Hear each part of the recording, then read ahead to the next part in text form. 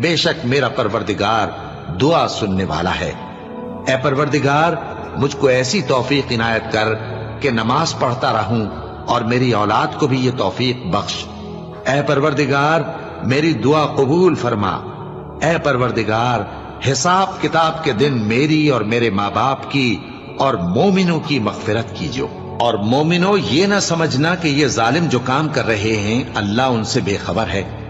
वो इनको उस दिन तक मोहलत दे रहा है जबकि दहशत के सबब आंखें फटी की फटी रह जाएंगी और लोग सर उठाए हुए मैदान क़यामत की तरफ दौड़ रहे होंगे। उनकी निगाहें खुद अपनी तरफ लौट न सकेंगी और उनके दिल मारे खौफ के हवा हो रहे होंगे। और लोगों को उस दिन से आगाह कर दो जब उन पर अजाब आ जाएगा। तब जालिम लोग कहेंगे कि ऐ हमारे परवरदिगार, हमें थोड़ी सी मोहलत अता कर ताकि हम तेरी दावत तौहीद कबूल करें